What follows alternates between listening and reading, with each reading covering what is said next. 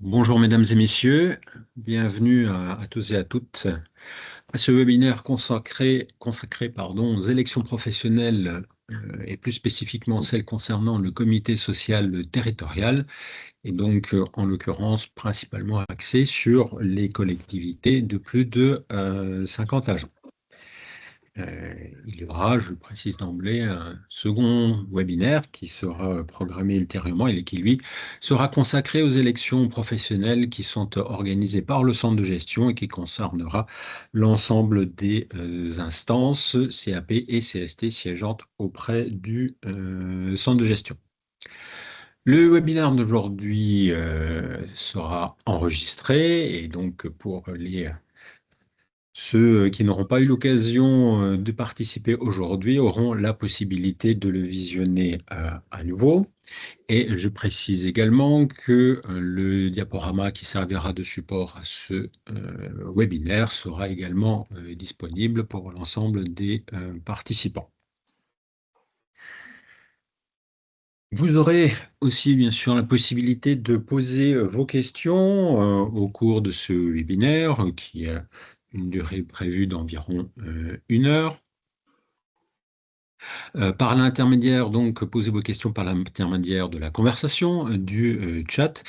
Et même si vous ne les voyez pas, je suis accompagné par mes collègues Mathieu Requel, responsable du service juridique, et Manon Tempé, qui est stagiaire auprès du centre de gestion et qui euh, sera chargé de travailler sur les élections professionnelles.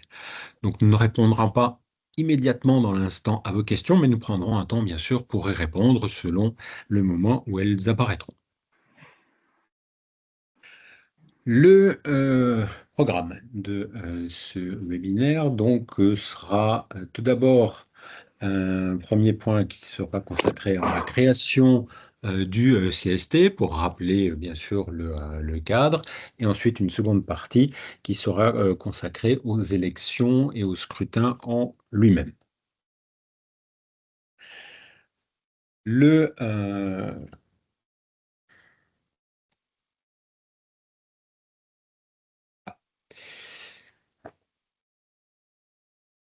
participation. Oui.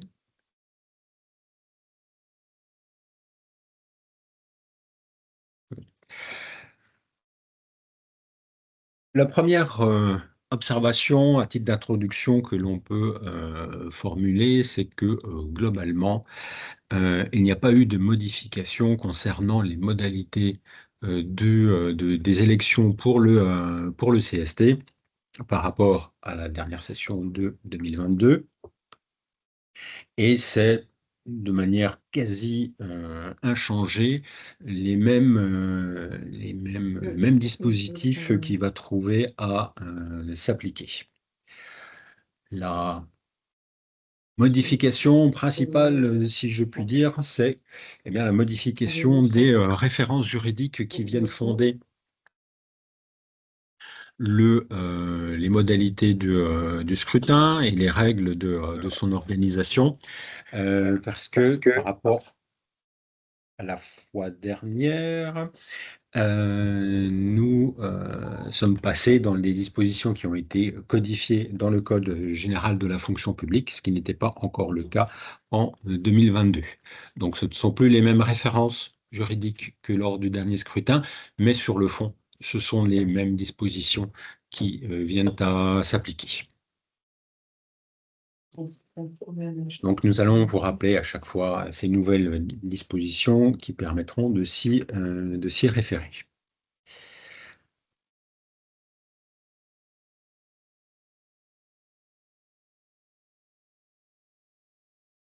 Premier élément, donc le cadre de la création du CST. Donc je rappelle qu'en 2022, c'est la première fois qu'a été instauré le CST, le comité social territorial, qui venait succéder au comité technique.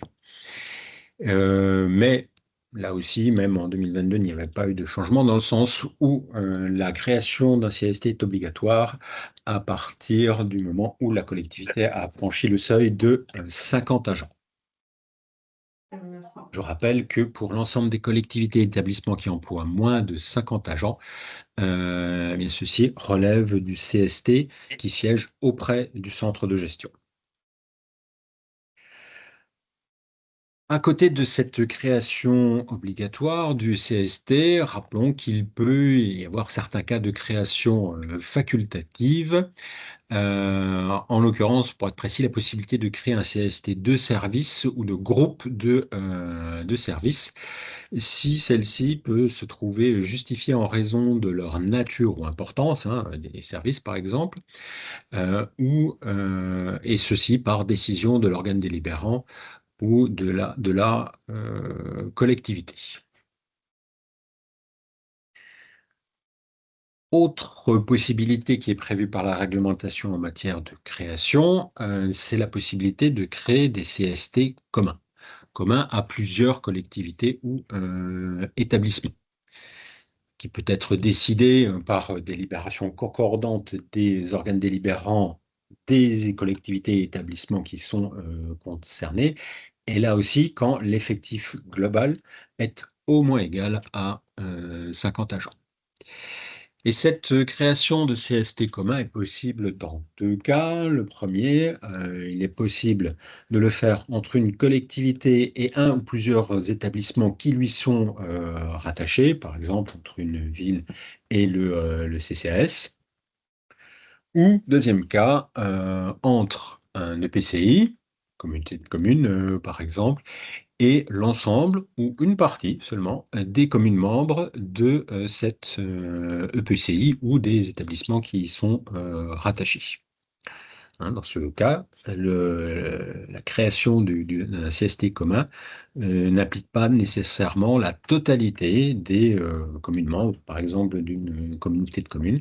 Ça peut être le cas juste pour une partie d'entre elles et l'EPCI.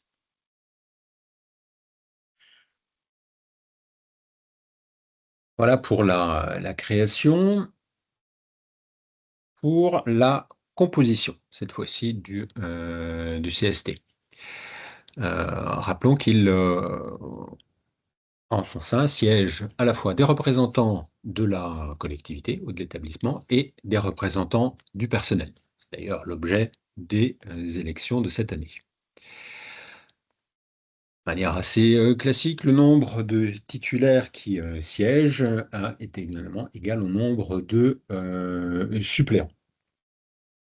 Ce qu'il faut rappeler aussi, c'est que entre ces deux catégories de représentants, ces deux collèges, il n'y a pas obligatoirement de parité entre les deux collèges. Alors même le principe du CST, et même avant du comité technique qui, pour ceux qui s'en souviennent, avait succédé lui-même au comité technique paritaire. À ce moment-là, la parité était obligatoire. Lorsqu'on est passé en comité technique, eh bien, cette parité n'était plus obligatoire. C'est toujours le cas pour le CST. Néanmoins, il est possible de décider que cette parité soit maintenue et donc d'avoir un collège de représentants de la collectivité qui soit en nombre égal à celui du collège des représentants du personnel. Néanmoins, il y a quelques conditions. C'est que le collège des représentants de la collectivité ne peut pas compter plus de membres que les représentants du personnel. Le cas échéant, il peut être inférieur. Mais le principe, voilà, c'est avant tout la mise en place du collège des représentants du personnel.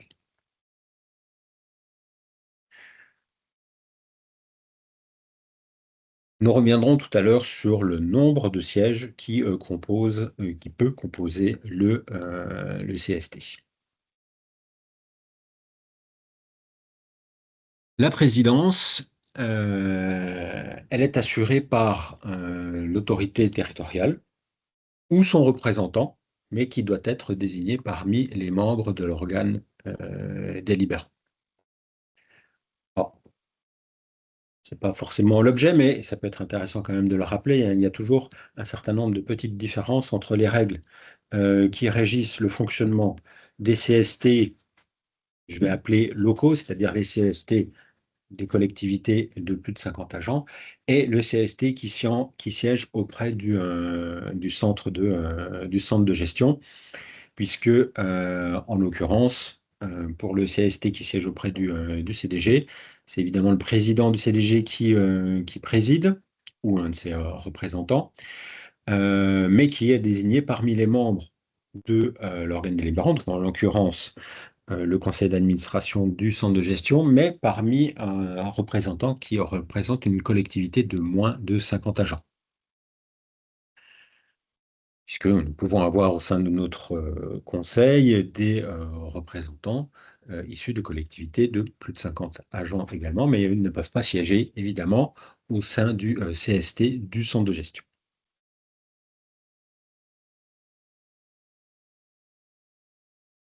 Concernant les représentants de la collectivité ou de l'établissement, là aussi, les membres du CST sont désignés par l'autorité territoriale, donc parmi les membres de l'organe délibérant, mais cela aussi peut se faire parmi les agents de la collectivité. C'est un petit peu la spécificité de cette instance, puisque contrairement aux commissions administratives paritaires, par exemple, où il n'y a que des représentants élus, que ce soit les représentants du personnel qui sont des agents ou les représentants de l'autorité qui sont des élus. Là, pour le CST, les représentants de la collectivité peuvent être à la fois des élus, mais également des agents de la collectivité. Ce sont là aussi les mêmes possibilités pour le CST qui est placé auprès du centre de gestion, hein, tel que je l'ai indiqué juste avant, en précisant que parmi les agents qui pourraient représenter les collectivités, il peut y avoir des agents du centre de gestion, mais éventuellement des agents aussi d'autres collectivités affiliées, bien entendu.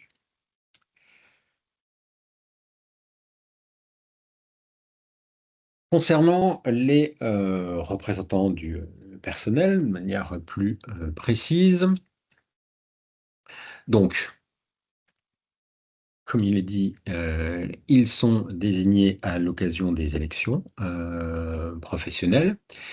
Et donc, ils sont élus après un scrutin de liste à la proportionnelle. On verra tout à l'heure le détail de ce scrutin. Je rappelle que la durée du mandat est de 4 ans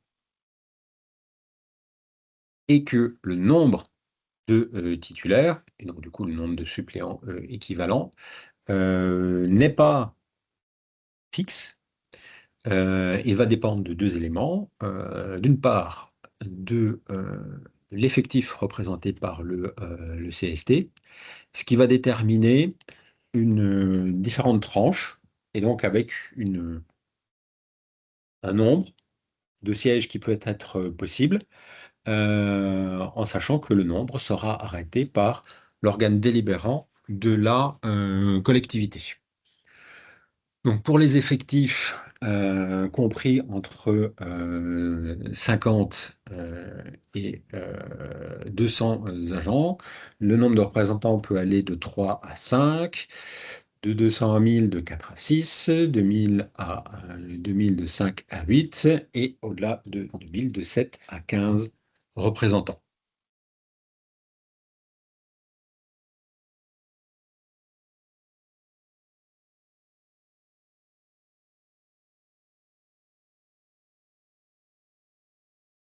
Donc, il appartient à l'organe délibérant de déterminer ce nombre et ceci doit être arrêté, doit être fait au moins 6 mois avant la date du scrutin. C'est en l'occurrence au plus tard le 10 juin 2026, puisque je rappelle que le scrutin a lieu le 10 décembre.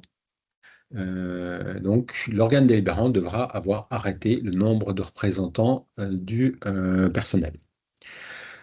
Cette détermination de ce nombre de sièges doit s'effectuer après consultation des organisations syndicales qui sont représentées au CST ou qui sont représentatives Et ceci se traduit par plusieurs éléments.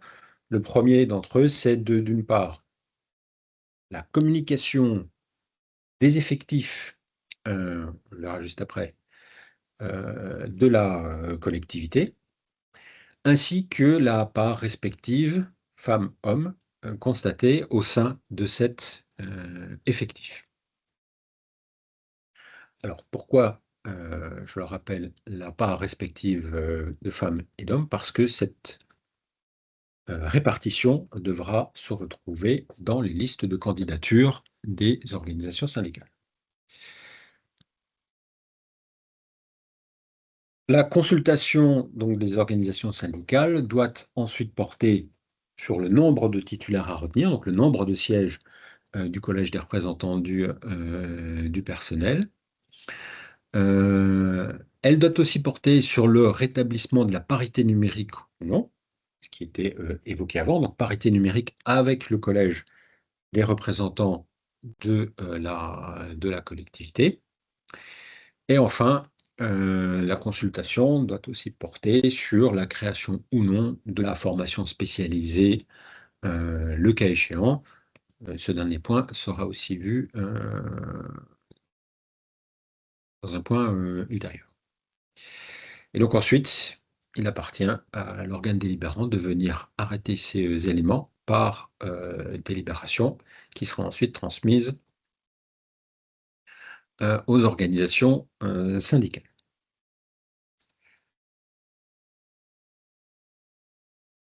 De manière plus précise, concernant la détermination donc, des effectifs, eh bien, il s'agit de relever l'ensemble des agents qui ont la qualité d'électeurs, qui remplissent les conditions pour être électeurs, au 1er janvier de cette année, 1er janvier 2026, ce qui constitue un petit peu la photographie, l'état des lieux des effectifs à cet instant. Et donc, qui doit comporter la proportion, il faut aussi relever la proportion homme-femme, comme je viens de l'indiquer. Petite précision, cette date du 1er janvier 2026, c'est vraiment pour la détermination des effectifs, étant entendu que, évidemment, ça va pouvoir varier jusqu'au jour des scrutins, puisque la qualité des lecteurs est en principe examinée jusqu'au jour du scrutin, théoriquement, pour établir la liste électorale, déterminer les agents qui peuvent participer au scrutin.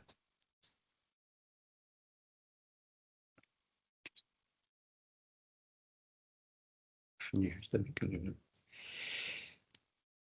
Alors, justement, pour déterminer à la fois les effectifs et plus tard aussi les électeurs, quelles sont les conditions pour pouvoir être électeur au CST?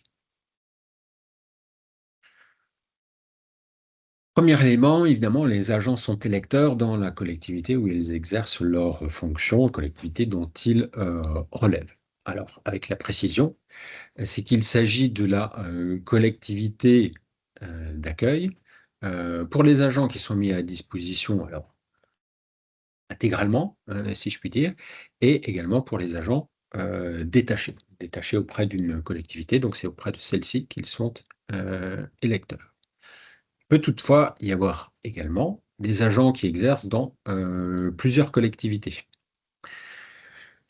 Réellement, si les collectivités et établissements relèvent d'un seul et même CST, alors ça va plutôt se retrouver pour les agents qui relèvent du CST du centre de gestion, puisque dans ce cas-là, ils ne vont voter qu'une seule fois.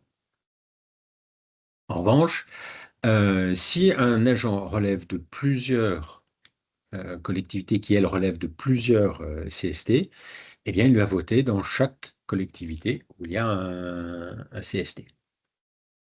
Admettons qu'un agent, je ne sais pas, par exemple, qui est à temps non complet, qui cumule 2 emplois, un premier dans une collectivité qui a plus de 50 agents et un second dans une collectivité de moins de 50 agents, et bien dans ce cas-là, par exemple, il sera à la fois électeur auprès de la collectivité qui a plus de 50 agents, mais également auprès du CST qui siège auprès du centre de gestion. Dans les cas où il y aurait eu création d'un CST de service ou de groupe de services, eh bien là, il y a à la fois un vote pour le CST principal, si je puis dire, et le CST de service. Voilà pour la situation de l'agent par rapport à la collectivité, pour savoir s'il peut être électeur, mais il y a d'autres conditions qui tiennent cette fois-ci plus à la situation et au statut individuel de l'agent.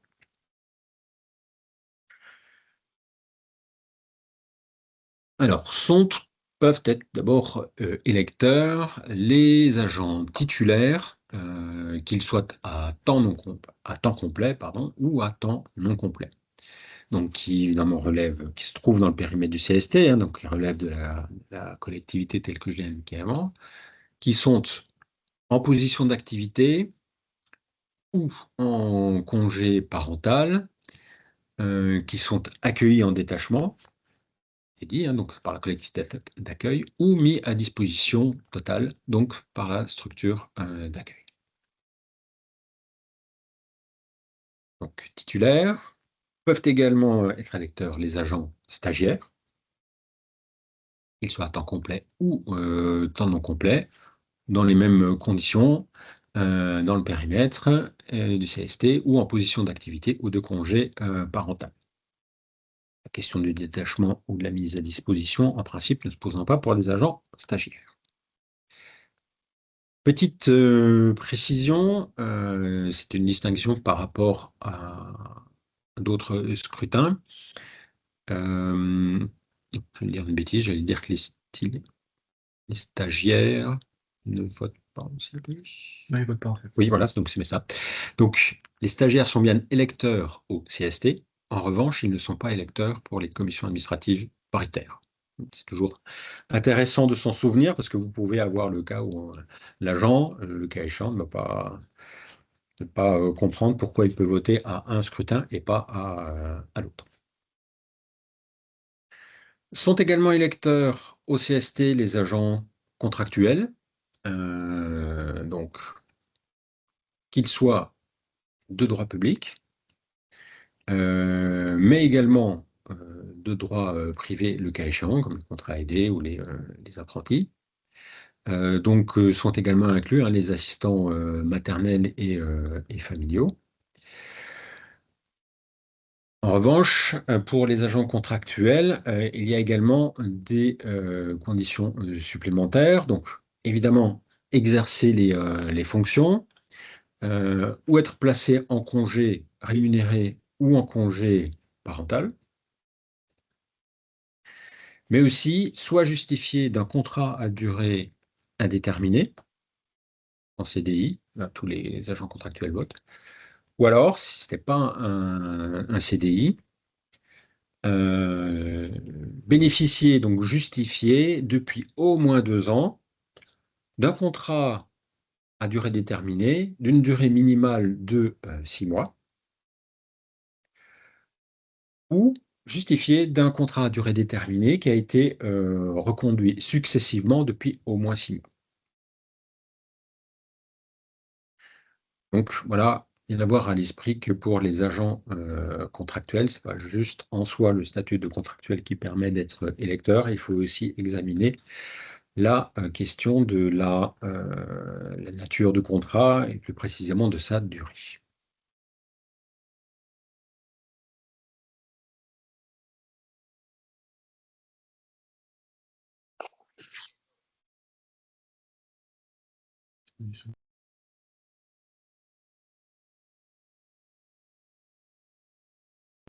Une précision par rapport à ces éléments, et c'est un cas un petit peu particulier, mais les agents qui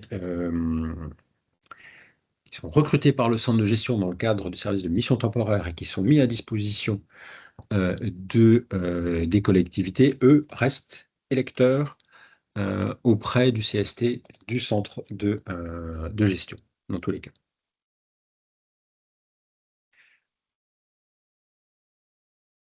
Alors, à côté des conditions qui doivent être remplies pour pouvoir être électeur, il y a aussi un certain nombre d'exclusions qui sont expressément prévues par la réglementation. Donc, évidemment, ne sont pas électeurs les agents qui n'exercent pas dans la collectivité. Les agents placés en congé spécial, c'est extrêmement limité en nombre. Les fonctionnaires qui ont été exclus, même temporairement, du service dans le cadre d'une sanction disciplinaire. Les agents qui seraient évidemment absents et qui seraient dans une situation d'absence de service fait. Voilà. C'est un exemple qui n'est pas non plus forcément très fréquent, hein, un agent incarcéré, ça peut arriver. Voilà, mais il ne sera pas électeur. Et puis les agents contractuels, donc qui sont placés en congé non rémunéré ou qui sont suspendus.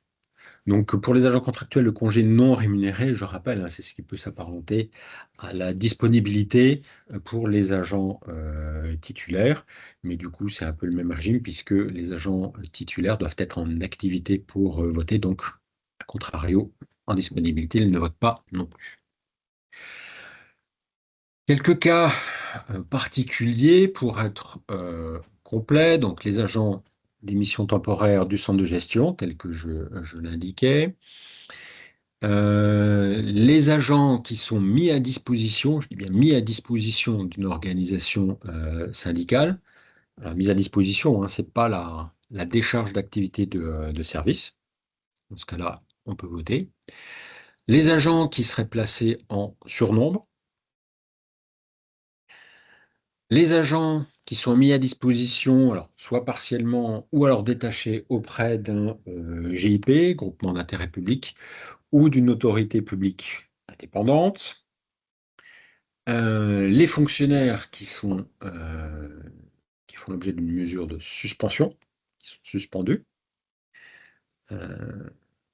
Donc, je rappelle, hein, que la suspension, c'est différent de l'exclusion temporaire de service, hein. La suspension, c'est une mesure conservatoire qui est prise dans l'attente du déroulement de la procédure disciplinaire qui doit aboutir à une sanction.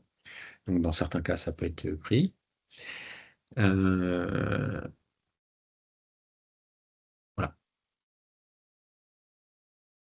Dernière précision, les agents, pas nombreux, donc qui sont pris en charge par le centre de gestion, relèvent du CST placé auprès du centre de gestion. Voilà. Pour la plupart des cas les plus fréquents, vous aurez pu assez aisément identifier les qualités pour être électeur.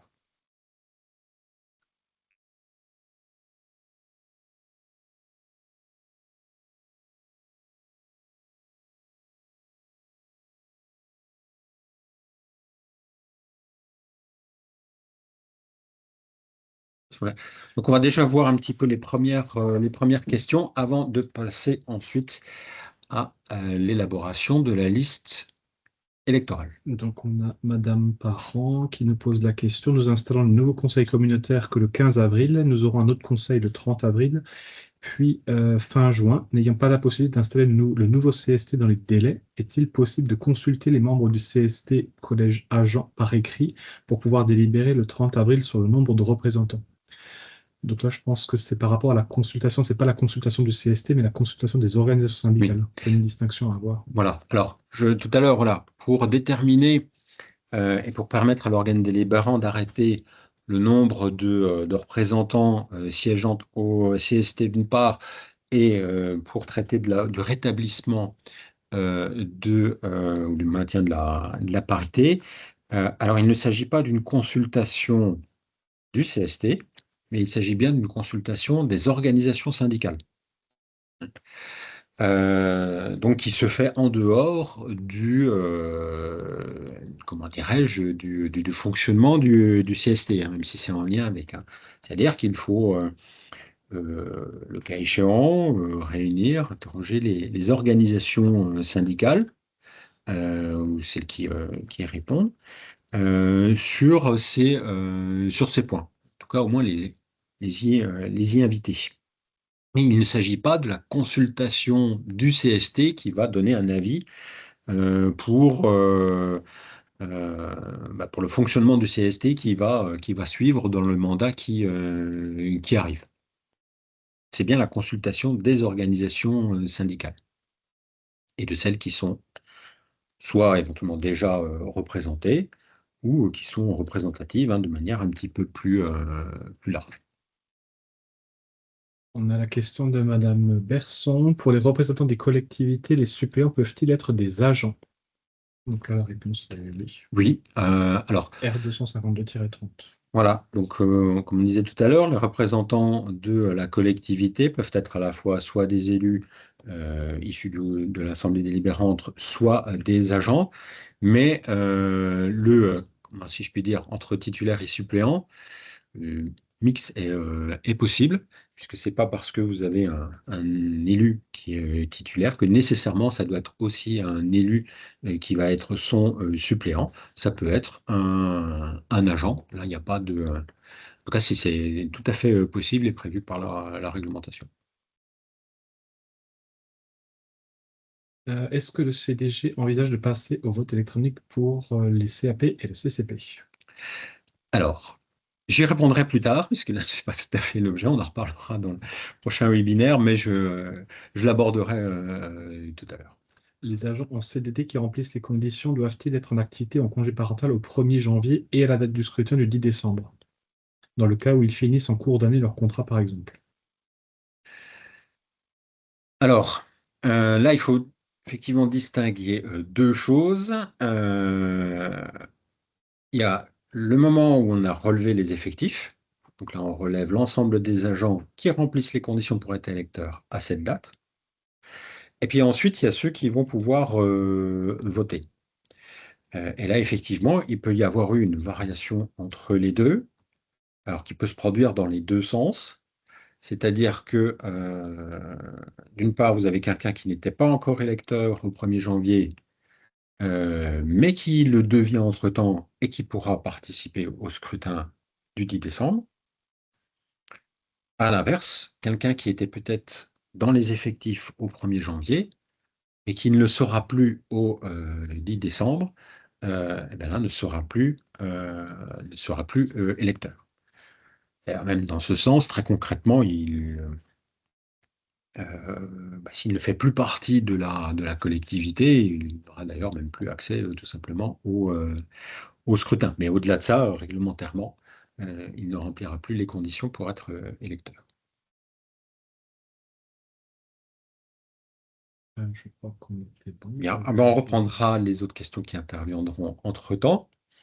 Et pour passer à l'étape suivante.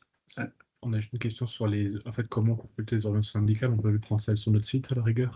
Alors, comment consulter les organisations syndicales? Plusieurs possibilités. Alors, d'une part, vous pouvez à minima consulter ou inviter là où les organisations syndicales qui, le cas échéant, siègent déjà dans le CST de la collectivité concernée. Mais vous pouvez éventuellement élargir cette consultation, notamment auprès des organisations syndicales que nous avons recensées et dont les coordonnées figurent sur notre site Internet, puisque a priori ce sont l'ensemble de celles qui sont représentées au sein des collectivités, au moins des collectivités affiliées auprès du centre de gestion, même si elles ne siègent par exemple, pas toutes au sein du CST du CDG, ce n'est pas limité à cela, ou pour certaines qui ne siègent que dans l'une ou l'autre des CST des collectivités. Voilà. A priori, la liste est, j'allais dire, complète. Une organisation syndicale peut se manifester auprès des collectivités. Et je suis tenté de dire que là, si elle ne figure pas dans la liste de celles qu'on a indiquées, c'est qu'elle n'est a priori pas représentée ou pas au moins dans le département, en tout cas parmi les collectivités qui nous sont affiliées. On passe sur les modalités de consultation. Comment La réunion. Alors, comment consulter Les organisations syndicales, eh bien, le plus simple, c'est de programmer, de les inviter à une réunion au cours de laquelle, eh bien, l'ensemble des points que j'évoquais pourront être évoqués, avec, bon, certes, en rappelant les modalités du scrutin, mais principalement, donc, le nombre de sièges, le nombre de représentants qui est envisagé ou qui est à déterminer, et le maintien de la parité entre les deux collèges, représentants de la collectivité, représentants du personnel.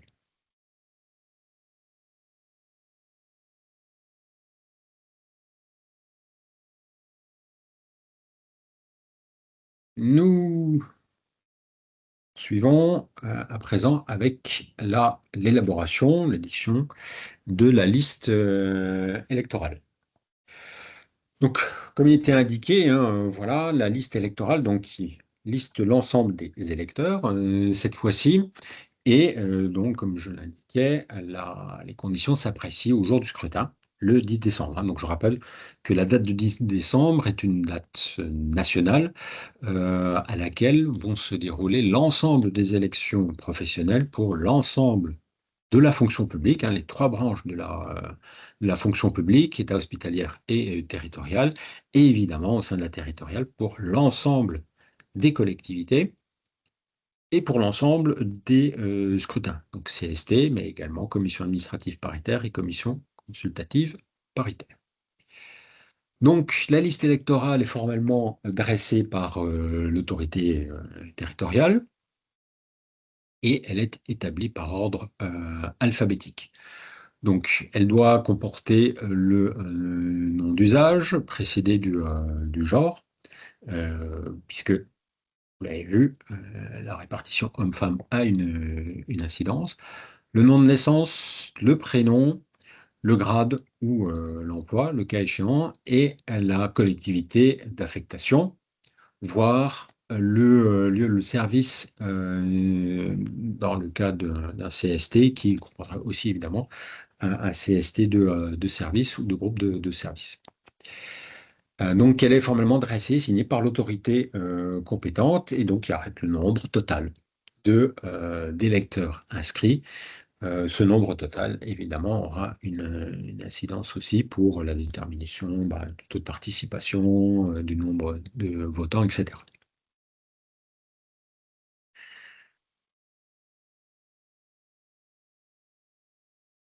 Alors, petite précision pour le vote électronique, la période est un petit peu plus large, hein, puisqu'elle ira du 1er au 10 décembre 2026.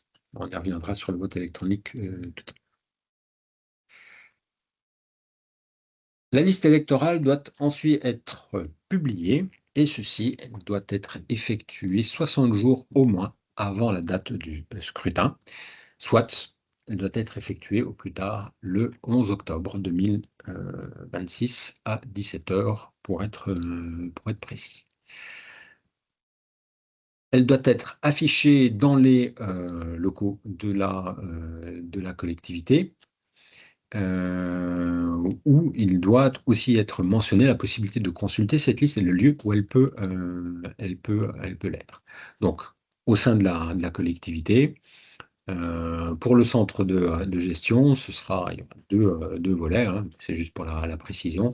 Ce sera à la fois en ligne sur le site du centre de gestion, mais aussi repris par chaque collectivité de moins de 50 agents, en tout cas pour la partie des agents les concernant. Voilà. Alors, la consultation de la liste, la possibilité de consultation de la liste est évidemment importante puisqu'elle doit permettre aux électeurs de s'assurer qu'ils figurent bien sur la liste, mais elle doit aussi permettre, le cas échéant, aux organisations syndicales de s'assurer que leur candidat figure bien sur la dite liste.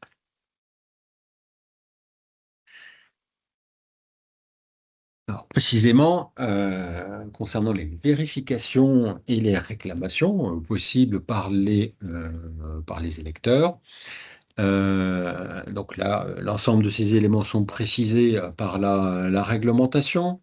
et les éventuelles réclamations sont à adresser à l'autorité territoriale du jour de l'affichage jusqu'au 50e jour précédant le scrutin, soit entre le 11 octobre et le 21 octobre.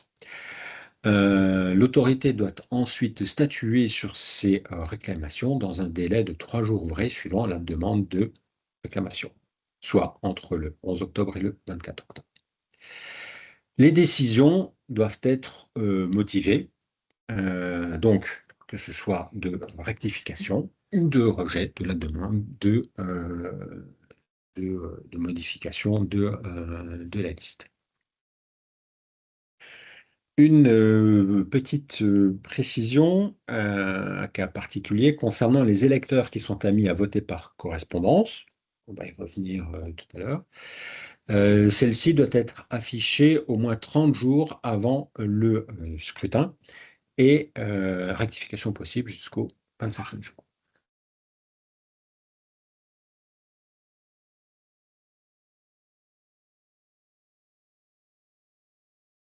Alors, modification, cette fois-ci, un peu pour les modifications auxquelles il faut être attentif.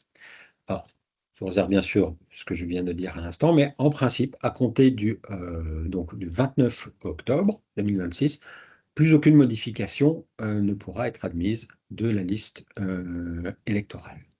Sauf si un événement qui est postérieur à cette date et qui prend effet au plus tard le 9 décembre, c'est-à-dire la veille du scrutin, pour un agent qui, lui, donne, ou à l'inverse, lui fait perdre la qualité d'électeur.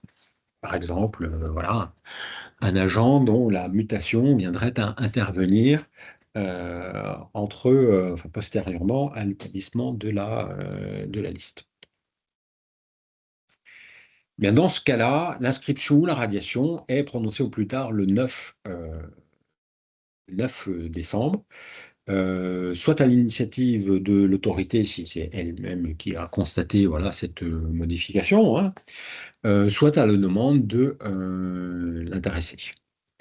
Et cette modification est ensuite également portée à la connaissance du personnel de l'ensemble des agents, des électeurs, par voie d'affichage, à l'instar des mesures de publicité applicables à la liste électorale dans son intégralité.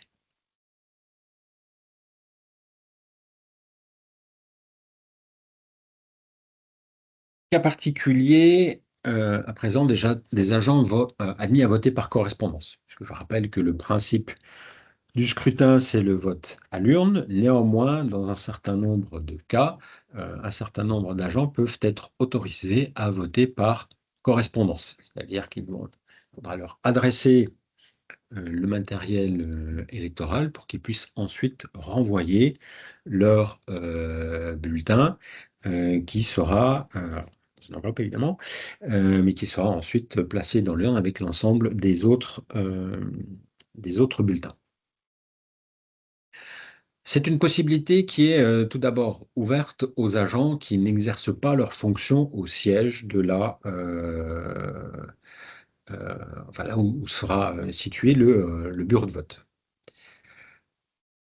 C'est aussi possible aux agents qui bénéficient d'un congé qui a été légalement accordé. Donc, un cas de congé prévu par la législation et qui aura été régulièrement accordé à l'agent par l'autorité. Les agents qui bénéficient d'une autorisation spéciale d'absence ou d'une décharge d'activité de service. Donc là, c'est dans les cas des autorisations d'absence ou des décharges d'activité de service liées à l'exercice d'une activité syndicale. Les agents ensuite qui exercent leurs fonctions à temps partiel ou à temps non complet et qui, de ce fait, ne travaillent pas le jour du scrutin. Et enfin, les agents qui sont empêchés, en raison des nécessités de service, de se rendre au bureau de vote le jour du scrutin. Mais bien évidemment, ceci doit avoir, c'est une un empêchement qui aura dû être identifié en amont. Puisque, comme je l'indiquais avant, il faut que les agents dont on sait qu'ils ne seront pas là le jour du scrutin soient en mesure quand même de voter par correspondance au préalable.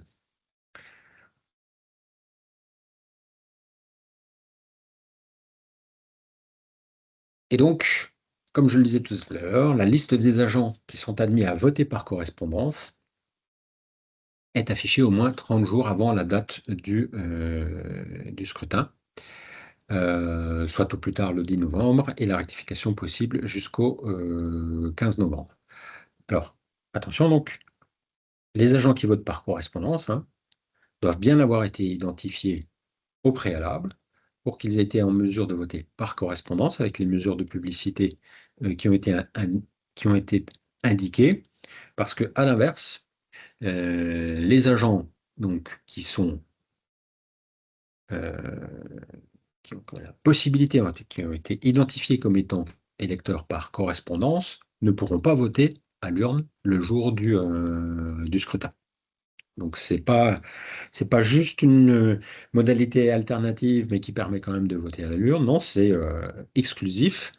Soit on vote à l'urne par principe, soit on vote par correspondance. Mais pas de possibilité de revenir, de changer de mode de vote. Donc voilà pour l'ensemble des conditions qui doivent être réunies pour pouvoir être électeur. Et voyons à présent les conditions d'éligibilité. Donc, cette fois-ci, c'est les conditions pour pouvoir être candidat. Donc, il s'agit d'un scrutin de liste qui rassemble donc une liste de candidats et qui doit être présenté par une organisation syndicale. Donc, pour pouvoir être éligible, il faut d'une part avoir la qualité d'électeur, mais auquel vont se rajouter un certain nombre de conditions, ou plus précisément un certain nombre d'exclusions. Donc, ne peuvent pas être candidats les agents qui sont en congé de longue maladie, de longue durée ou de grave maladie. Ne peuvent être éligibles non plus les agents qui sont frappés d'une rétrogradation ou d'une exclusion temporaire, donc il s'agit de sanctions disciplinaires, donc exclusion temporaire de 16 jours à 2 ans, sauf si ils ont bénéficié d'une mesure d'amnistie ou de relèvement de leur peine ou de leur sanction. Ne peuvent pas non plus être électeurs les agents frappés d'une incapacité prévue à l'article L6 du Code électoral, c'est-à-dire en fait avoir été privés du droit de vote pour l'ensemble des élections.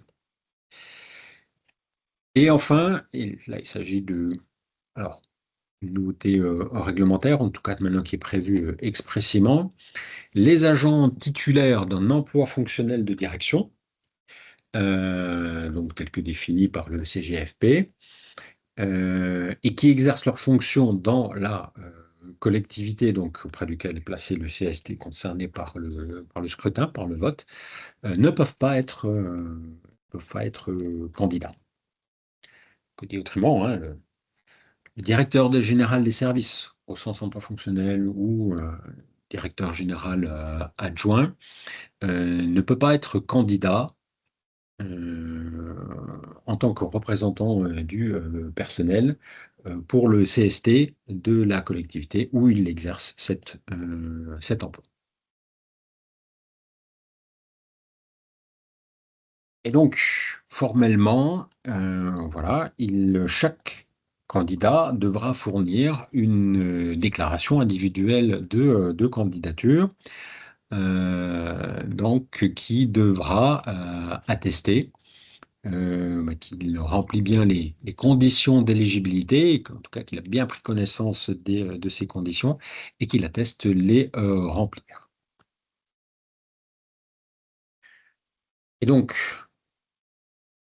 voici les conditions individuelles qu'il faut détenir pour être candidat. Et maintenant, qui peut déposer ces listes de candidatures? Comme je l'indiquais avant, mais ce sont les organisations syndicales qui, au sein de la FPT, remplissent les conditions suivantes, donc qui sont légalement constituées depuis au moins 2 ans et qui s'inscrivent dans le respect des valeurs républicaines et l'indépendance. Autrement dit, ce sont les organisations syndicales dites représentatives au sens de la loi, ou les organisations syndicales qui sont affiliées à une union de syndicats, mais qui remplissent ces mêmes conditions. Donc, de manière très pratique, a priori, c'est le cas de la majorité, si ce n'est l'intégralité des organisations syndicales qui sont classiquement représentées au sein des CST, en tout cas au moins dans notre département. Et donc, à l'inverse, aucune autre forme de groupement, de candidat ne peut présenter de liste.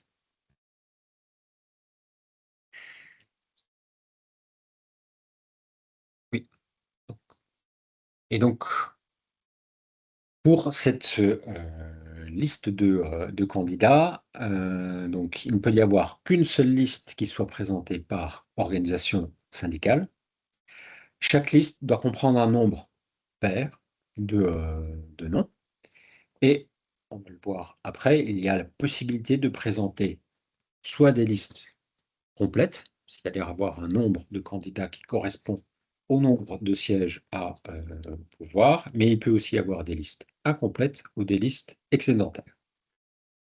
Et en cela, on va reprendre quelques questions. Oui, on a une question pour les agents qui exercent dans un service 7 jours sur 7 et amenés à travailler le week-end et qui seront donc en repos ce jour. Sont-ils éligibles au vote par correspondance? Oui, oui, puisque là, on est dans le cas de figure des agents qui, du fait des nécessités de service, ne pourront pas participer au scrutin. Ok, très bien. Donc, comme je disais, les organisations syndicales ont la possibilité de présenter des listes de candidatures, mais qui ne sont pas nécessairement complètes, c'est le principe. Mais on peut présenter une liste incomplète, c'est-à-dire une liste qui comporte un nombre de candidats inférieur au nombre de sièges à pourvoir, à condition toutefois que le nombre de candidats sur la dite liste soit au moins égal aux 2/3 du nombre de sièges à pourvoir.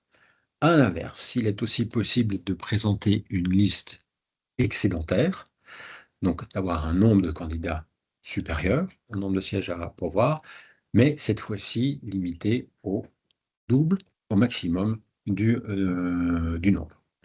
Alors, juste vraiment pour illustrer, je vais pas le reprendre intégralement. Mais si, voilà, dans le cas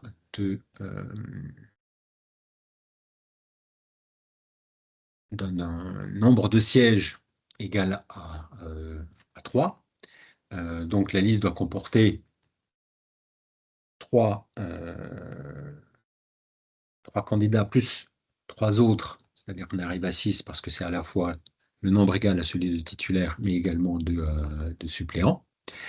Si il devait, dans ce cas de figure, y avoir une liste incomplète, elle devrait être au moins égale à 4. Et à l'inverse, s'il y avait une liste excédentaire, elle devrait être au maximum égale à 12.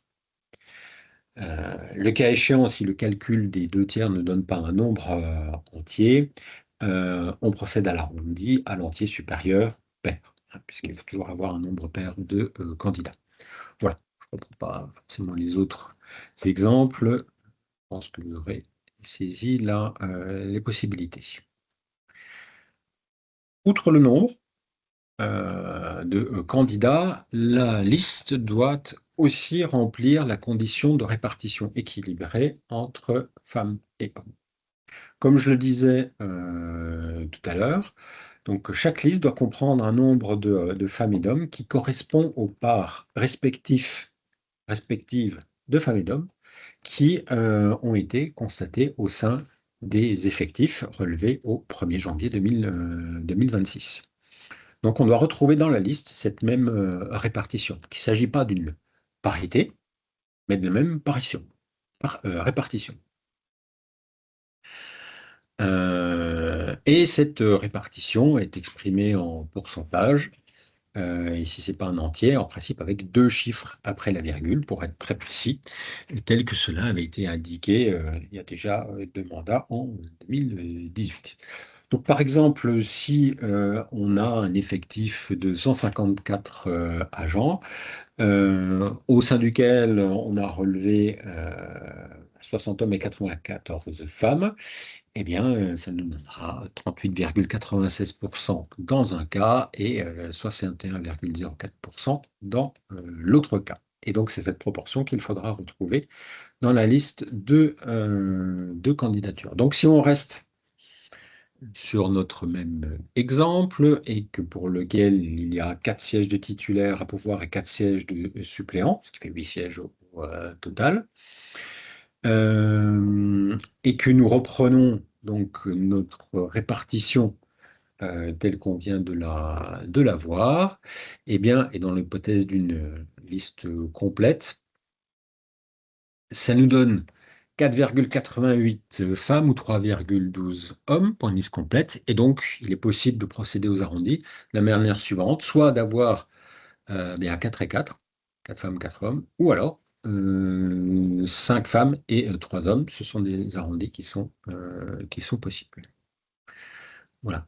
Et donc, le choix de cet arrondi revient au candidat, à l'organisation syndicale, dans le sens dans lequel elle veut arrondir, mais dans les 2 cas, la condition sera respectée.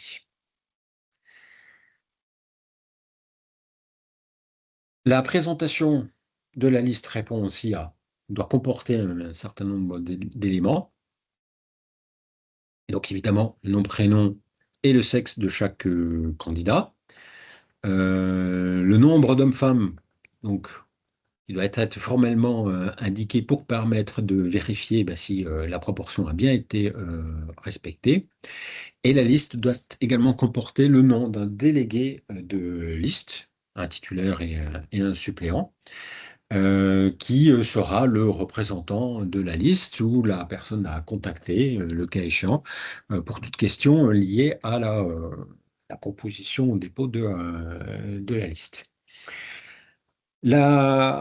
Parmi les candidats qui figurent sur la liste, la qualité de titulaire ou de suppléant ne doit pas apparaître, parce qu'en réalité, ce n'est pas quelque chose qui se détermine nécessairement au préalable, puisqu'en fait, la qualité de titulaire et de suppléant sera déterminée par les résultats du scrutin. Et c'est tout de même l'ordre d'inscription sur la liste qui va déterminer, en fonction du nombre de sièges qui sera attribué à la liste, de la qualité de titulaire ou de suppléant. Donc, par exemple, si on a si sur 4 sièges, la liste de candidats obtient 2 sièges, eh bien, ce sont tout simplement les 2 premiers inscrits sur la liste qui seront le premier titulaire et le second suppléant, etc., en fonction du nombre de sièges obtenus par la liste de candidats.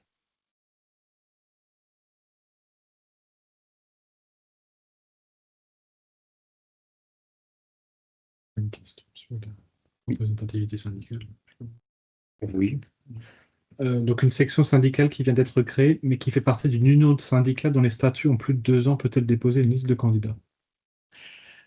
Alors, comme ça a été dit, effectivement, si alors, c'est cette condition qui sera à vérifier, mais si la liste en question, pas le syndicat en question, l'organisation, est bien affiliée à une union de syndicats qui elle-même est déjà bien représentatif qui a rempli cette condition depuis longtemps, en principe, ça lui confère également la même qualité.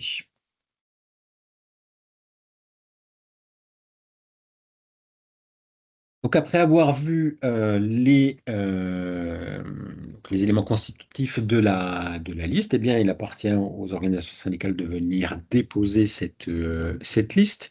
Donc ce qui doit se faire euh, au plus tard 6 semaines avant la date du scrutin. Donc le dépôt s'effectue par le délégué de liste. Et donc, comme je l'ai indiqué déjà tout à l'heure, le dépôt de la liste doit être accompagné de l'ensemble des déclarations de candidature signées par chacun des candidats. Le dépôt fait l'objet d'un récépissé donc, qui est remis au délégué de liste qui a procédé au dépôt. Les listes de candidatures sont ensuite affichées pour assurer leur publicité. Et donc, si on prend les dates réglementaires, le dépôt doit s'effectuer au plus tard le 29 octobre et donc l'affichage de ces listes doit avoir été effectué au plus tard le 31 octobre. Alors, il est à noter aussi que, donc, comme il était dit tout à l'heure, qu'il n'y a qu'une seule liste par organisation syndicale. À l'inverse, il est possible d'avoir des listes communes entre plusieurs organisations syndicales. Ça, c'est aussi une possibilité. À partir du moment où les listes ont été déposées, il y a pu y avoir des questions sur leur recevabilité.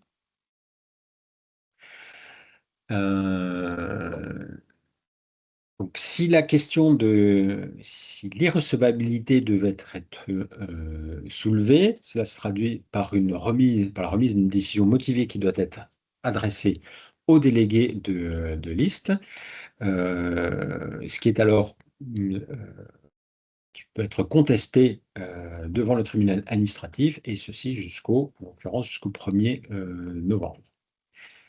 De même que, alors, je disais à l'instant, il est possible de déposer, pour une organisation syndicale qui est affiliée à une union de syndicats, de déposer une liste. Par contre, attention, il ne peut pas y avoir plusieurs listes qui relèvent d'une même union qui peuvent être déposées. Et dans ce cas très précis, cette irrecevabilité doit être soulevée, mais ceci est possible jusqu'au 2 novembre.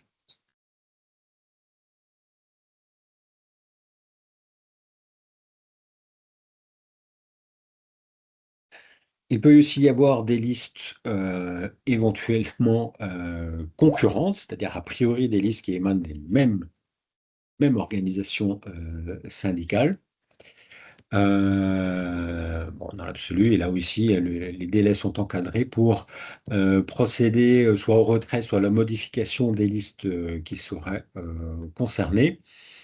En tout état de cause, ça doit être fait le 10 novembre au plus tard. Voilà, en respectant ces conditions. Bon, c'est quand même pas le cas le plus fréquent, mais en tout cas, c'est envisagé par la réglementation.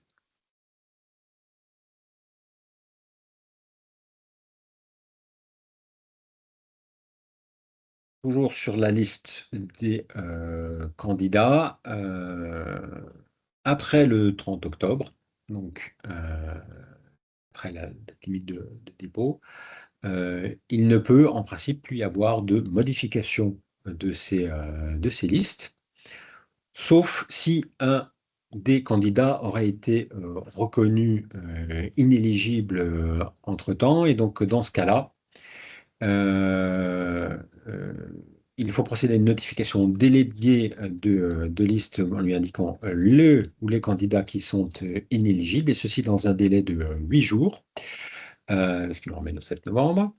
Et le délégué de liste a alors 3 jours francs pour procéder aux rectifications nécessaires. S'il n'y a pas de rectification, eh bien, l'autorité territoriale pourra procéder à la radiation de la liste de candidature du candidat qui sera devenu inéligible, ce qui peut entraîner l'irrecevabilité de l'intégralité de la liste dès lors que l'on tomberait en dessous du nombre minimum de candidats que la liste doit contenir.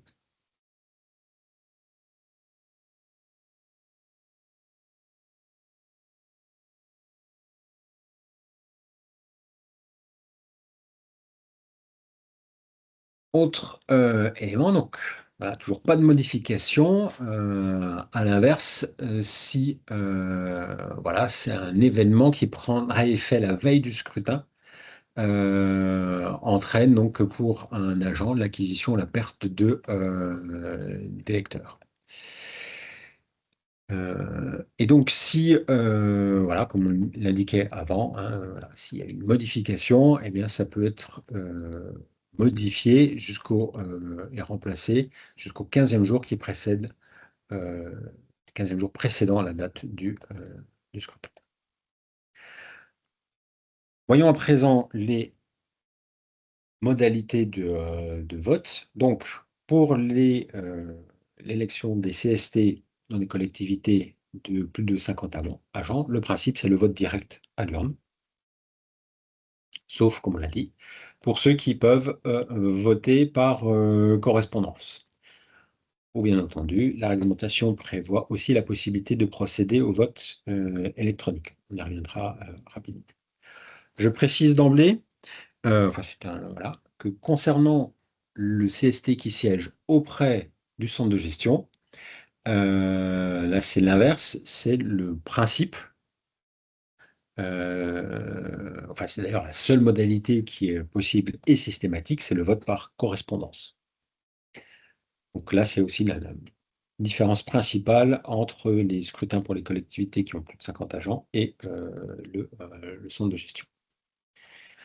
Alors bien sûr, il est possible aussi pour le CDG d'avoir recours au vote électronique, mais comme je l'indiquerai tout à l'heure, ce n'est pas l'option retenue.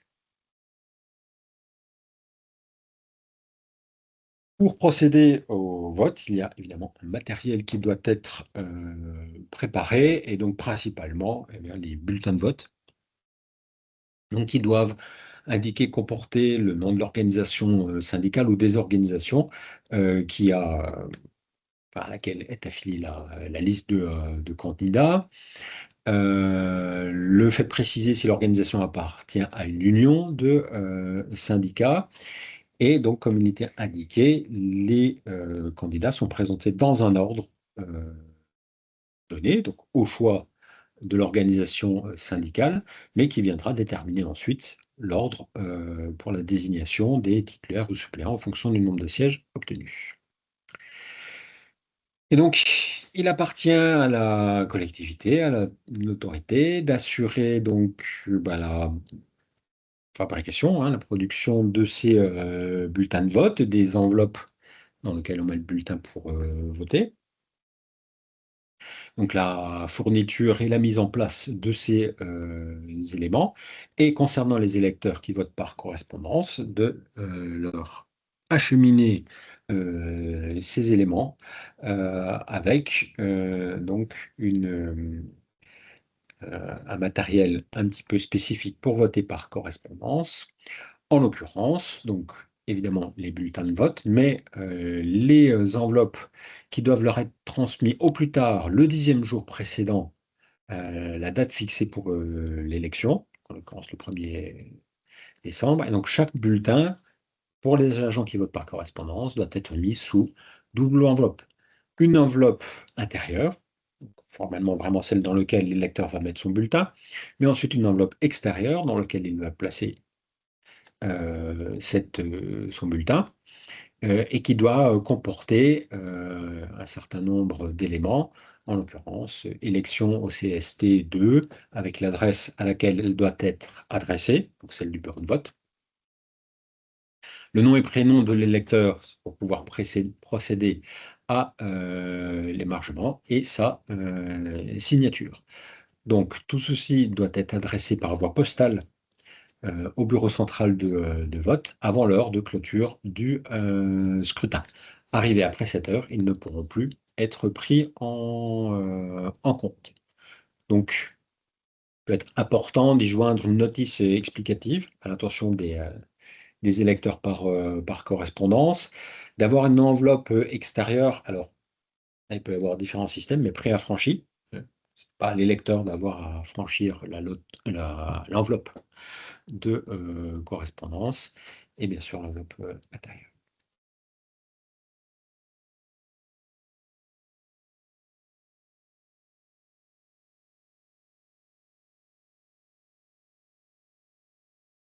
Donc, il n'y a pas en détail sur les modalités du scrutin concernant le CDG, qui est un petit peu distinct.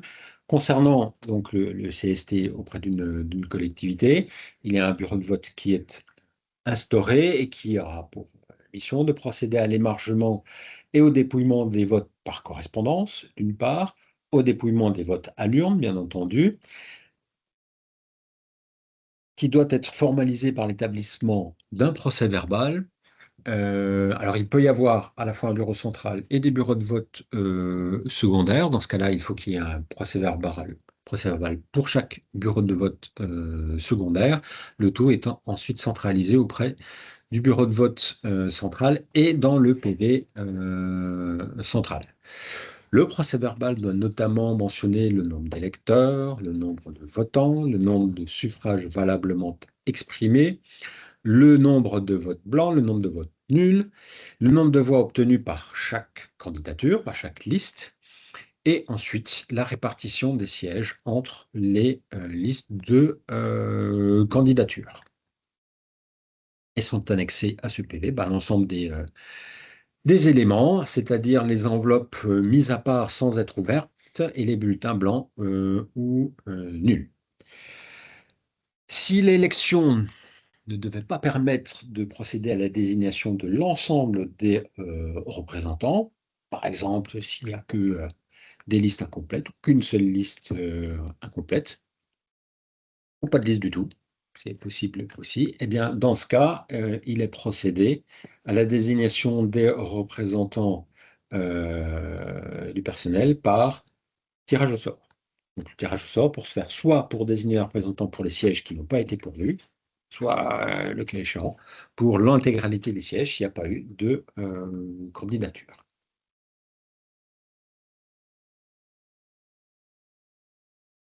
L'attribution des sièges, ensuite, donc il s'agit d'un scrutin à la proportionnelle et à la plus forte moyenne. Donc, comme il a déjà été dit, les représentants titulaires sont désignés dans l'ordre de la présentation de la liste. Donc, il convient d'une part, dans un premier temps, de calculer un quotient électoral, quotient qui est obtenu en divisant donc le nombre de suffrages exprimés par le nombre de représentants titulaires à élire. Et donc ensuite, chaque liste a droit à autant de sièges de représentants de titulaires que le nombre de voix requis par elle, nombre qui contient 2 fois le quotient électoral.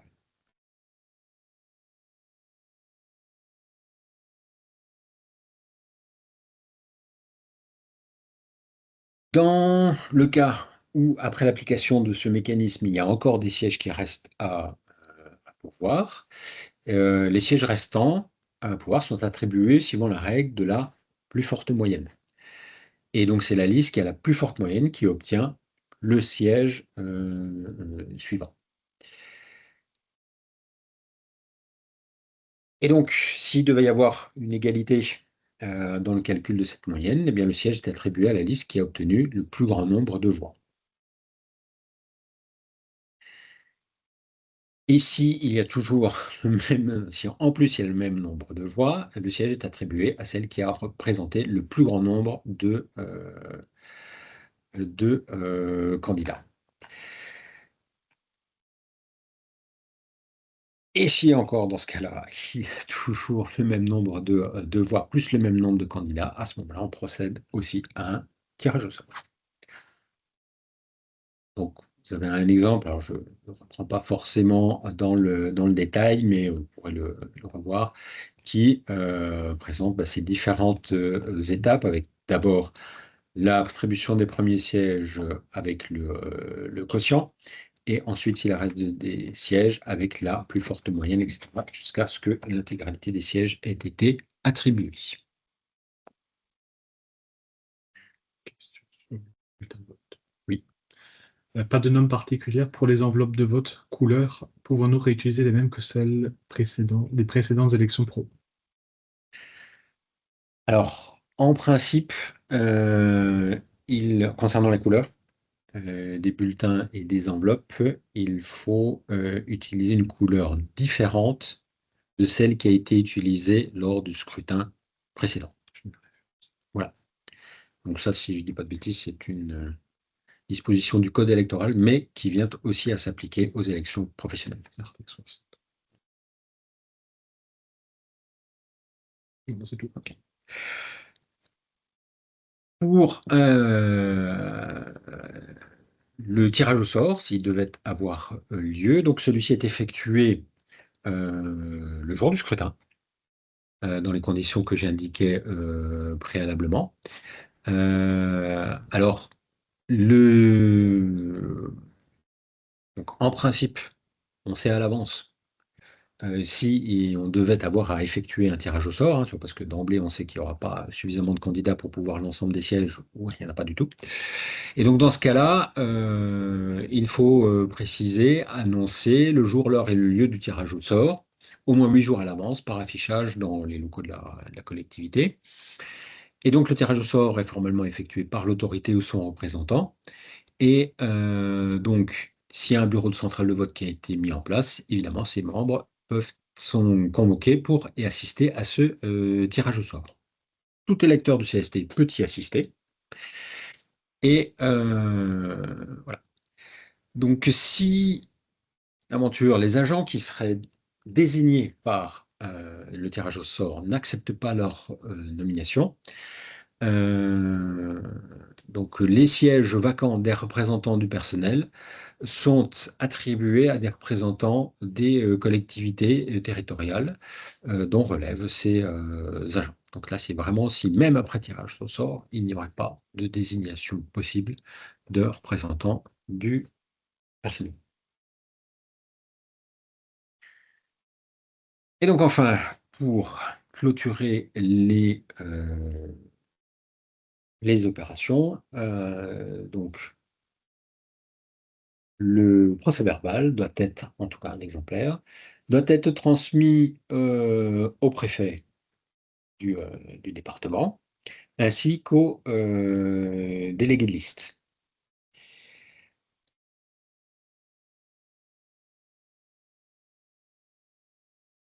Alors, pour le cas particulier du centre de gestion, nous procédons à la publicité de l'ensemble des résultats pour l'ensemble des collectivités. Alors, il est aussi demandé en fait, aux collectivités de plus de 50 agents également de nous transmettre les résultats. Pourquoi? De vos élections, même si d'abord ne sont pas concernés directement, mais ça a son importance pour la détermination du droit syndical, donc ce qui se détermine à l'issue des élections, parce que la répartition, si je puis dire, notamment du crédit de temps pour l'activité syndicale qui est attribuée à l'ensemble des organisations syndicales, mais dont la répartition est déterminée par le centre de gestion, se fait non seulement au regard des résultats obtenus aux élections du CST qui siège auprès du CDG, mais également en fonction des résultats obtenus dans l'ensemble des CST des collectivités affiliées au centre de gestion. Et dans ces éléments, ils sont requis à la fois le nombre de sièges obtenus par l'ensemble des organisations syndicales, mais également le nombre de voix. Or, pour avoir l'intégralité de ces éléments, ils sont généralement contenus dans les PV de vos élections. Donc, c'est pour ça qu'ils nous sont très utiles. Voilà pour l'ensemble de ces opérations. Alors, quelques mots ensuite sur le vote électronique. Alors là aussi, globalement, il n'y a pas eu de modification sur les modalités, qui reste une possibilité. Alors, je profite de cet élément puisque la question avait été posée, pour indiquer que le centre de gestion n'a pas retenu cette option. Alors, en l'occurrence, ni pour les élections du CST, du CDG, ni pour les élections qui auront lieu pour les commissions administratives paritaires et pour la commission consultative paritaire. Donc, choix qui a été opéré après consultation des organisations syndicales. Alors, pourquoi le choix? À la fois pour des considérations d'ordre, comment j'allais dire, oui, organisationnel et de procédure, puisqu'en réalité, euh, mis à part le dépouillement, mais c'est vraiment le seul élément pour lequel ça peut effectivement alléger l'opération. Pour l'ensemble des autres opérations, j'allais dire préparatoires ou préalables au scrutin, que ça se fasse par vote électronique ou par vote par correspondance, comme c'est le cas pour le centre de gestion pour l'ensemble des scrutins, la procédure et les opérations à effectuer sont quasi similaires. Il faut adresser à l'ensemble des agents alors, des éléments par courrier, hein, papier, que ce soit les professions de foi ou les modalités pratiques, comment procéder au scrutin. Donc, de ce fait, pas de grande différence entre les deux. D'un point de vue économique, il n'y a pas de différence notable de coût, voire même peut-être un coût un peu plus important pour le vote électronique, même dans le cas de mutualisation.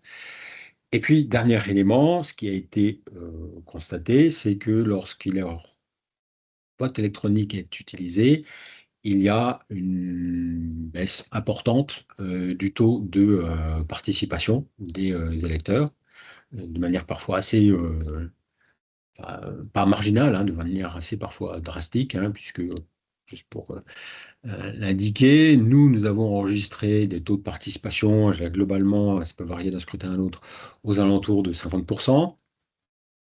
Par le vote par correspondance, alors que pour le vote électronique, il a souvent été constaté des taux de 30%, voilà, voire moins dans certains cas avec le vote électronique.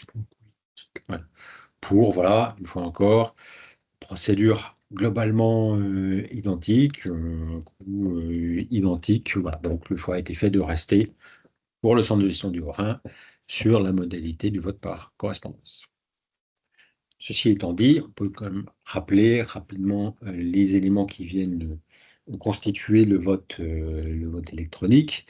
Donc, il est aussi évidemment réglementé, donc qui doit évidemment respecter un certain nombre de principes fondamentaux, mais qui tiennent à l'ensemble des scrutins. Voilà, l'accès au vote de tous les électeurs, le secret du scrutin, évidemment, son caractère personnel, libre et anonyme, etc. La prise en compte de l'ensemble des suffrages exprimés et puis des mesures qui permettent le contrôle a posteriori. Le vote par électronique doit répondre à un certain nombre de prérequis techniques. Donc, il doit assurer la confidentialité des données transmises, évidemment, la sécurité des échanges et l'intégrité, pardon pour le G, des votes. Donc, ce qui implique en fait que pour mettre en œuvre le vote par électronique, il faille recourir à une solution qui soit qualifiée et qui réponde à l'ensemble de ces exigences, qui soit conforme à un référentiel de sécurité et qui ait été qualifié, certifié, validé par un tiers pour s'assurer de l'ensemble de ces conditions.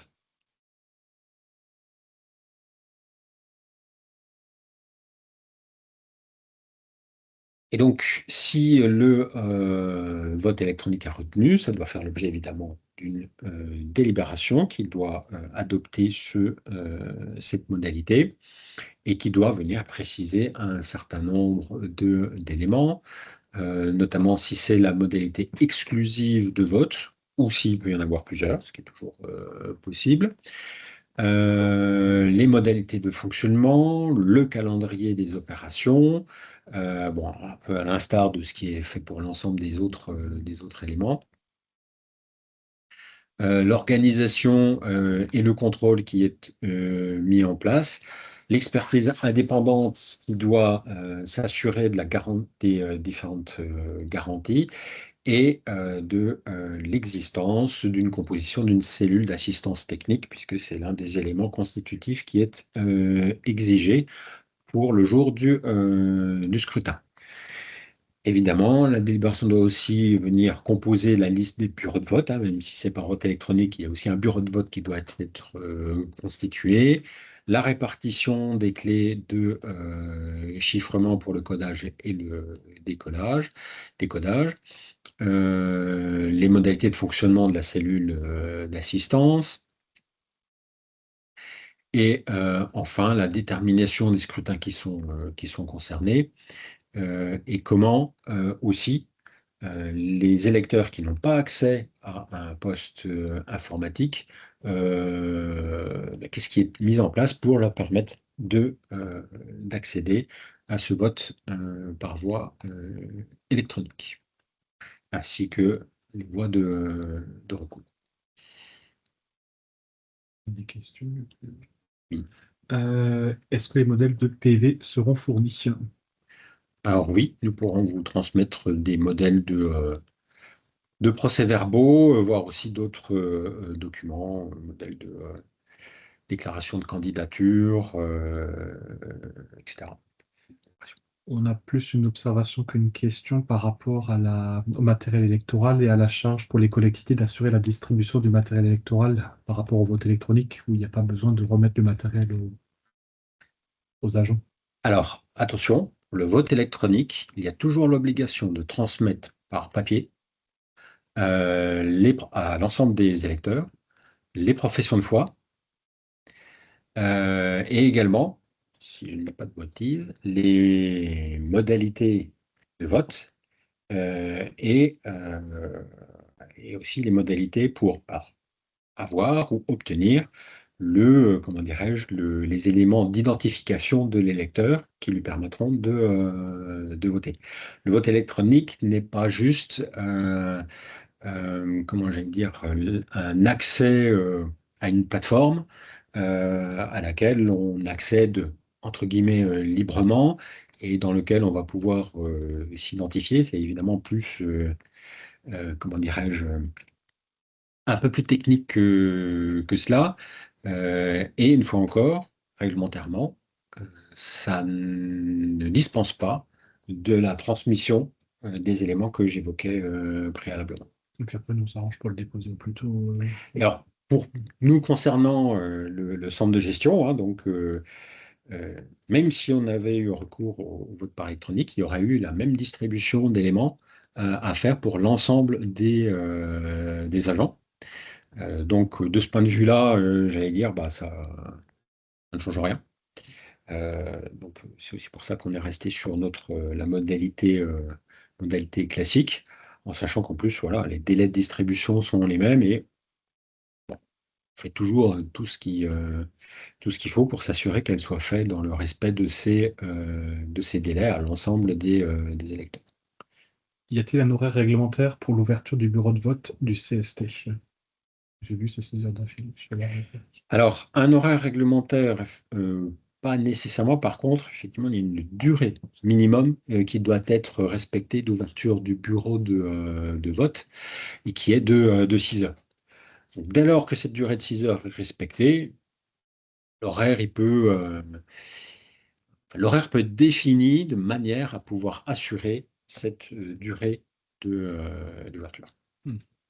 Et on a encore une question. Ne devons-nous pas également définir un protocole d'accord pour l'organisation des élections professionnelles avec les organisations syndicales? Ça, c'est la consultation. Le protocole d'accord. Oui, alors réglementairement, le terme de protocole d'accord figure pas dans la réglementation, hein. C'est un terme qui est parfois employé. En fait, c'est ce qui vient, si vous voulez, ce qui peut venir formaliser la consultation des organisations syndicales que j'évoquais tout à l'heure, qui vient définir voilà, le nombre de sièges, le maintien de la parité, mais qui peut aussi aborder voilà, les modalités globales du déroulement du scrutin. Par exemple, euh, les horaires d'ouverture, la constitution des bureaux de vote.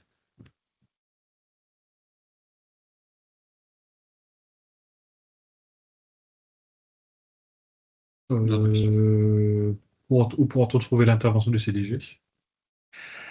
Alors, bah, écoutez, on va la mettre en ligne sur notre site, mais on pourra éventuellement aussi la retransmettre ou donner le lien enfin, aux participants, aux personnes à qui on avait adressé l'invitation au webinaire d'aujourd'hui. Ça, c'est peut-être une question à laquelle on a déjà peut-être un peu répondu. La consultation des organisations syndicales peut-elle se faire par courrier? C'est ce qu'on a fait. Alors On là, donne les éléments par courrier, nous. oui, la forme de la consultation n'est pas définie réglementairement, donc elle peut se faire éventuellement par écrit, effectivement, par Lors de courrier, notre formuler des observations. ou elle peut être invitée à formuler des observations, puisque, alors, c'est la consultation qui est prévue par le texte. Maintenant, ça reste une consultation. Ensuite, dans la décision que doit prendre l'autorité sur les modalités d'organisation, le cas échéant, sur la composition du CST, etc., elle n'est pas, en tout cas réglementairement tenue par l'avis des organisations syndicales. Quel cas échéant pourrait même être différente, hein, divergente entre les organisations.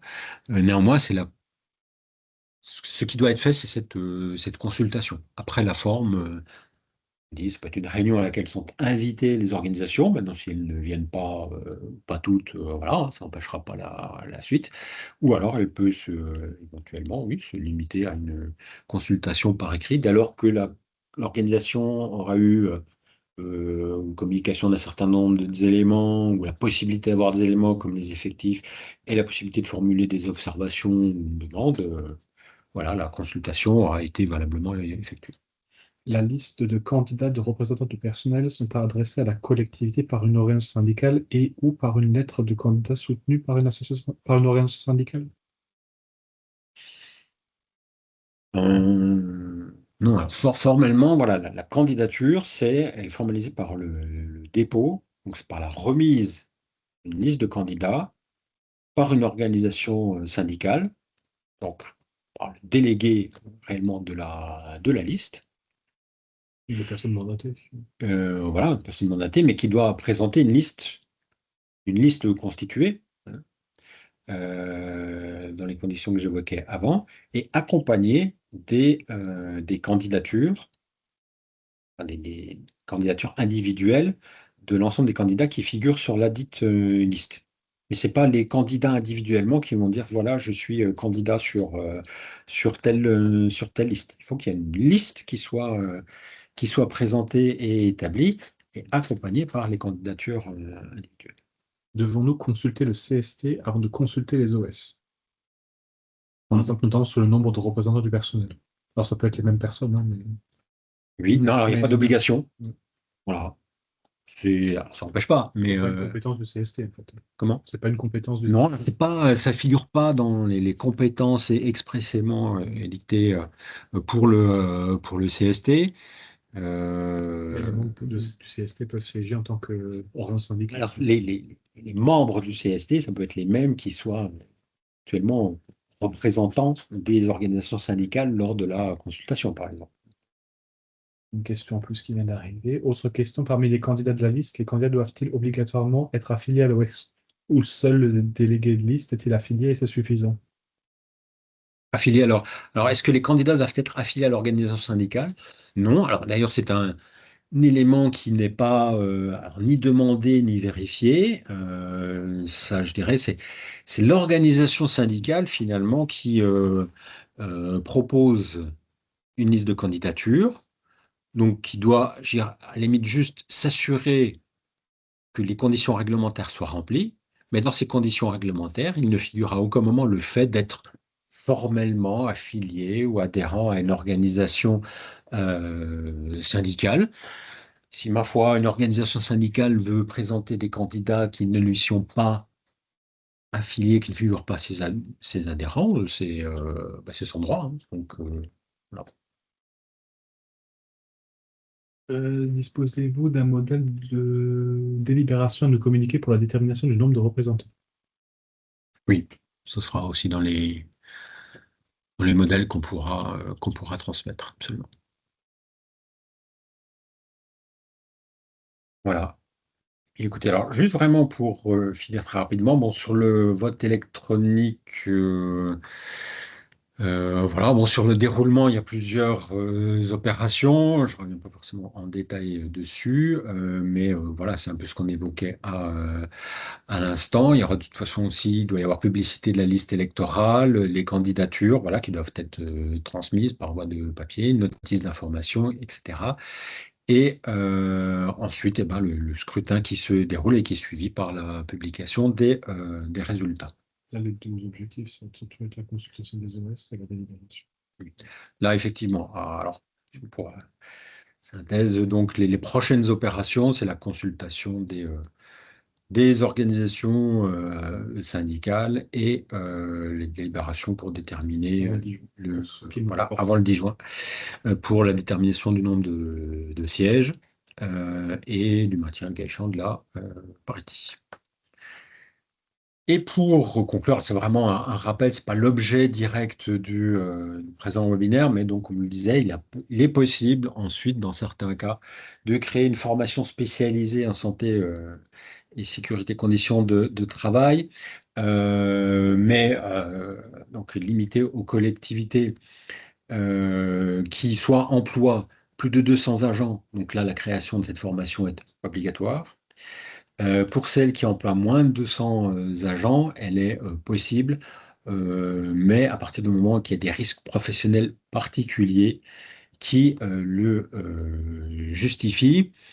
Et dans ce cas-là, ensuite, alors les membres de cette formation spécialisée ne sont pas élus, ils sont désignés par les organisations syndicales parmi les représentants titulaires du CST, en tout cas pour les représentants titulaires, ou pour les représentants suppléants de manière libre par les organisations syndicales. Voilà pour ce rappel. Donc, comme il a été indiqué, vous pourrez retrouver les éléments du diaporama que l'on va transmettre, qui seront accompagnés par un certain nombre de modèles que vous pourrez utiliser pour ces opérations. Les services de centre de gestion restent évidemment à votre disposition aussi pour répondre à toutes vos questions concernant le déroulement de ces élections. Et je rappelle que je peux déjà donner la date, je ne sais plus, sur mon webinaire. C'est le 30, ça. Oui. Je vérifie juste. Donc, nous allons prochainement adresser une Nouvelle invitation, mais de manière plus large cette fois-ci à 3 avril. l'ensemble des collectivités. Voilà, pour le 30 avril prochain, où cette fois-ci nous organisons un webinaire, mais consacré euh, à, au scrutin, au pluriel, qui sont organisés par le centre de gestion cette fois-ci, donc en l'occurrence bon, pour le CST qui siège auprès du centre de gestion, mais également pour les 3 commissions administratives paritaires de catégorie A, B, C, et pour la commission consultative paritaire. Mais pour ces opérations, il y aura aussi d'autres informations qui seront données au fur et à mesure de l'avancement du calendrier, étant entendu que sur ce plan-là, c'est principalement le centre de gestion qui est à l'initiative de l'ensemble des opérations. Vos collectivités seront principalement concernées par la réception du matériel électoral et, et sa distribution aux électeurs. Et éventuellement la vérification des listes électorales ou des demandes de rectification. Voilà. S'il n'y a plus de questions, alors c'était un petit peu plus long qu'une heure. Je vous remercie en tout cas pour votre attention et je vous souhaite une bonne organisation de ces élections et en attendant une bonne fin de journée. Merci à vous.